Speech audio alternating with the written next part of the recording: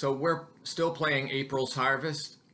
This is the Battle of Shiloh by the Gamers in the Civil War Brigade series. And this is the 8:30 a.m. turn. We're starting with the Confederates. And I don't have a picture for this half-hour game turn, but not a lot happened. You might remember that the 3rd Corps stopped their attack. Hardee called it off.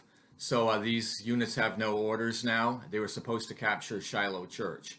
So what I did is had General Johnson write a new order to 3rd Corps. It's the same order that they had before. And it will arrive by courier next turn at 9 o'clock, and we'll see if General Hardee accepts the order and when he decides to implement it. In the meantime, you probably saw Ruggles units in past videos, and they are getting ready for an attack on the Union 6th Division. That's by General Prentiss. And Withers' division is moving toward the Tennessee River.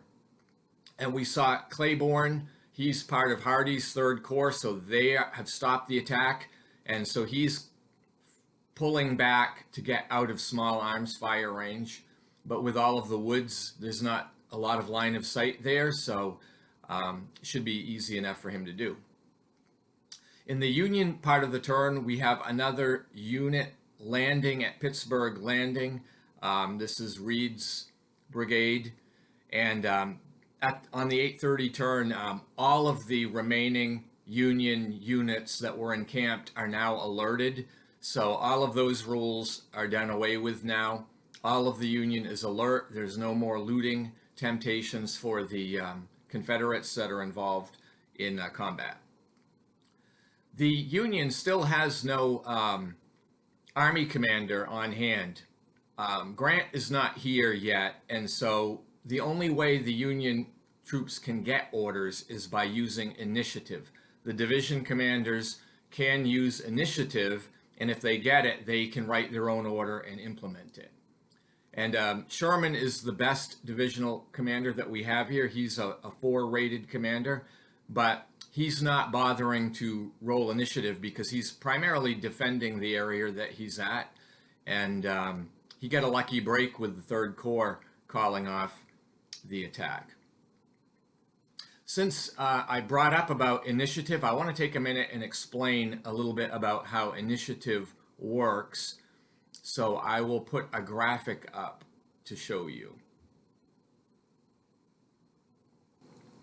As I mentioned before, initiative allows a corps commander or a division commander to write their own orders and bypass orders from, headquarters. And so the way this happens, it's basically on a percentage based on the quality of the leader trying to obtain initiative. So you've seen in the game pictures that Sherman is a 4-rated leader, which is the best.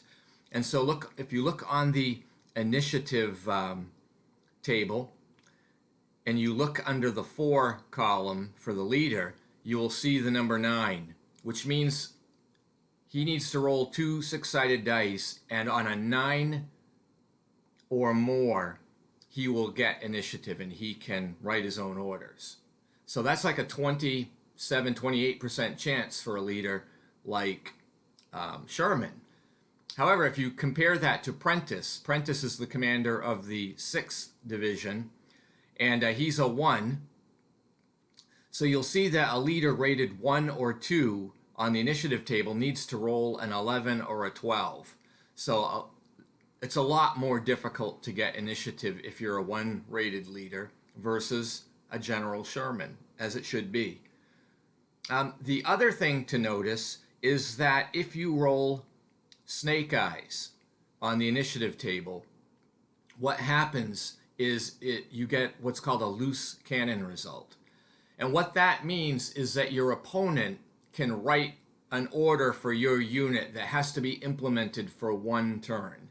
And I will say most of the time, your opponent is going to write an order marching your forces in the opposite direction that he thinks you want them to be in. The other thing that I've seen happen is if it's suspected that your division or your unit is wrecked, it might write a one-turn attack order for you to really put yourself into harm's way. So that's why there needs to be caution when using initiative, because if you roll snake eyes, you're really making a mess for yourself. And it is difficult getting initiative for most commanders. One other thing that happens in some of the games, there are some army commanders that have an anti-initiative rating. In other words, they are commanders that aren't very pleased with subordinates writing their own orders. So this negative has to be taken into consideration with the die roll. And some commanders get the anti-initiative after a certain number of initiatives are used. Then he starts getting tired of it. So anyway, that's all I have for this turn. This is the 8:30 a.m. turn for April's Harvest, April 6, 1862. Thank you for watching.